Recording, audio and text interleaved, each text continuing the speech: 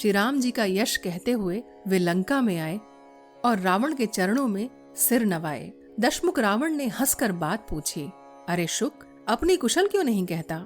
फिर उस विभीषण का समाचार सुना। मृत्यु जिसके अत्यंत निकट आ गई है, मूर्ख ने राज्य करते हुए लंका को त्याग दिया, अभागा अब कीड़ा बनेगा।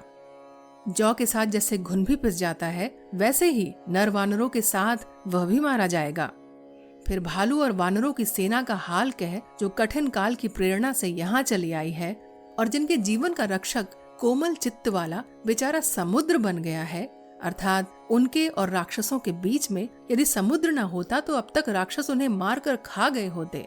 फिर उन तपस्वियों की बात बता जिनके हृदय में मेरा बड़ा डर है, उनसे तेरी भेंट हुई या वे कानों से मेरा सुयश सुनकर ही लौट गए?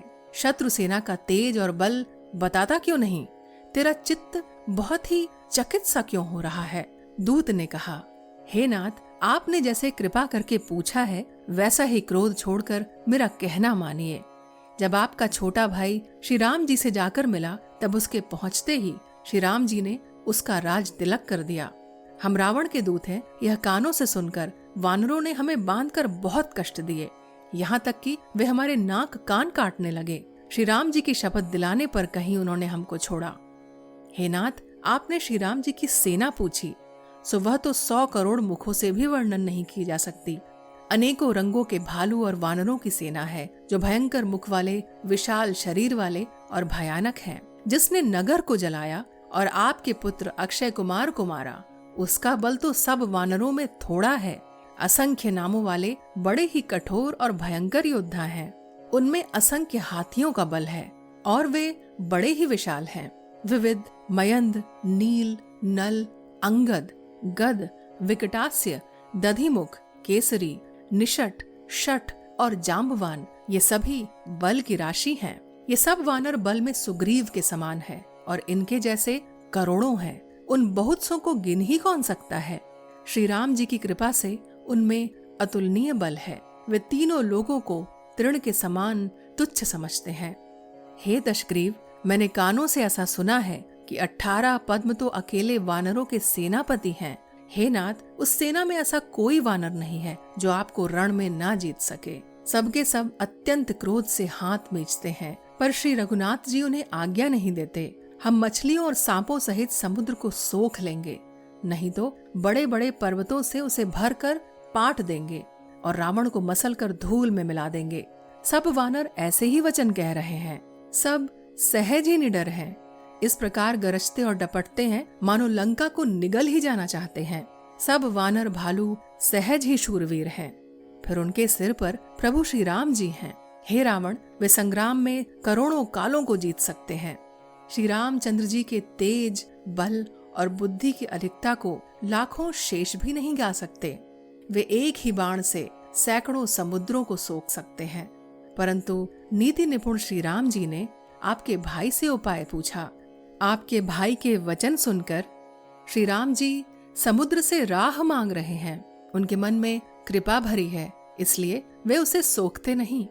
दूत के वचन सुनते ही रावण खूब हंसा और बोला, जब ऐसी बुद्धि है तभी तो वानरों को सहायक बनाया है। स्वाभाविक ही डरपोक विभीषण के वचन को प्रमाण करके उन्होंने समुद्र से मचलना ठाना है। अरे मूर्ख, झूठी बड़ाई क्या करता है?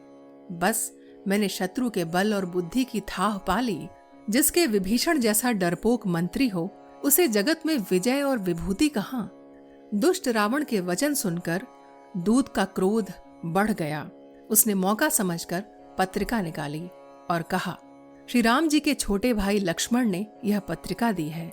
हे नाथ, इसे पढ़वा कर छाती ठंडी कीजिए।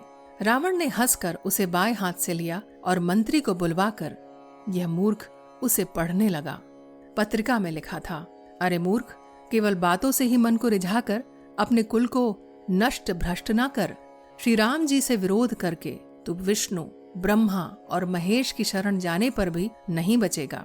या तो अभिमान छोड़कर अपने छोटे भाई विभीषण की भांति प्रभु के चरण कमलों का भ्रमर बन जा, अथवा रे दुष्ट, श्री राम जी के बाण रूपी अग्नि में परिवार सहित पतंगा हो जा। दोनों में से जो अच्छा लगे सो कर। पत्रिका सुनते ही रावण मन में भयभीत हो गया। परंतु मुख से मुस्काता हुआ वह सबको सुनाकर कहने लगा, जैसे कोई पृथ्वी पर पड़ा हुआ हाथ से आकाश को पकड़ने की चेष्टा करता हो, वैसा ही यह छोटा तपस्वी लक्ष्मण वाग विलास करता है। दूत ने कहा, हे नाथ, अभिमानी स्वभाव को छोड़कर इस पत्र में लिखी सब बातों के सत्य समझिए, क्रोध छोड़कर मेरा वचन सुनिए। हे नाथ, श्री राम जी से वैर त्याग दीजिए। यद्यपि श्री रघुवीर समस्त लोकों के स्वामी हैं, पर उनका स्वभाव अत्यंत ही कोमल है। मिलते ही प्रभु आप पर कृपा करेंगे और आपका एक भी अपराध वे हृदय में नहीं रखेंगे। जानकी जी श्री रघुनाथ जी को दे दीजिए।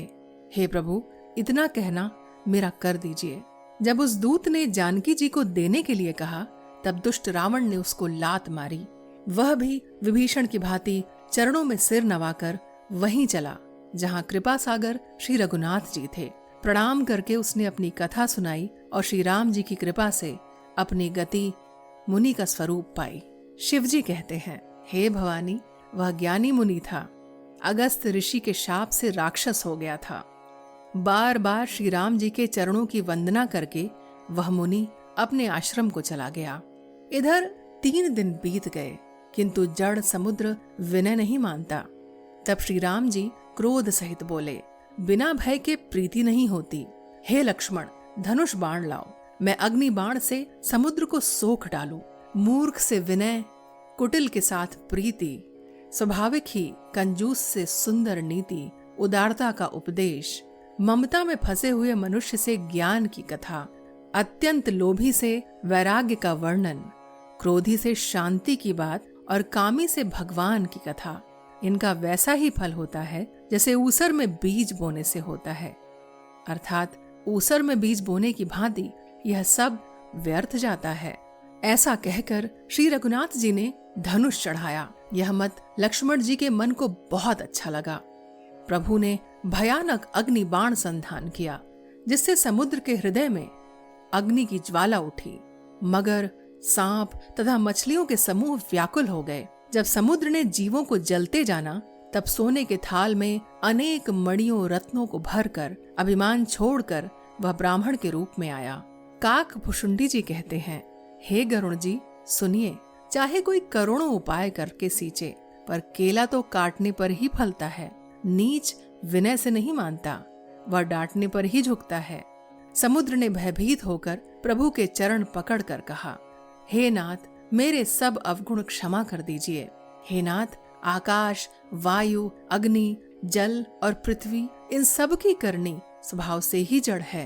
आपकी प्रेरणा से माया ने इन्हें सृष्टि के लिए उत्पन्न किया है। सब ग्रंथों ने यही गाया है। जिसके लिए स्वामी की जैसी आज्ञा है, वह उसी प्रकार से रहने में सुख पाता है। प्रभु ने अच्छा किया जो मुझे शिक्षा, दंड दिया, किंतु मर्यादा भी आपकी ही बनाई हुई है। ढोल, गंवार, शूद्र, पशु और स्त्री, ये सभी शिक्षा के अधिकारी हैं। प्रभु के प्रताप से मैं सूख जाऊंगा और सेना पार उतर जाएगी। इसमें मेरी बड़ाई नहीं है, मेरी मर्यादा नहीं रहेगी। तथापि प्रभु की आज्ञा अपेल है, अर्थात आपकी आज्ञा का उल्लंघन नहीं हो सकता, ऐसा वेद गाते हैं। अब आपको जो अच्छा लगे मैं तुरंत वही करूं। समुद्र के अत्यंत विनीत वचन सुनकर कृपालु श्री राम जी ने मुस्कुराकर कहा, हे तात, जिस प्रकार वानरों की सेना पार उतर जाए वह उपाय बताओ। समुद्र ने कहा, हे नाथ, नील और नल 2 वानर भाई हैं। उन्होंने लड़कपन में ऋषि से आशीर्वाद पाया था।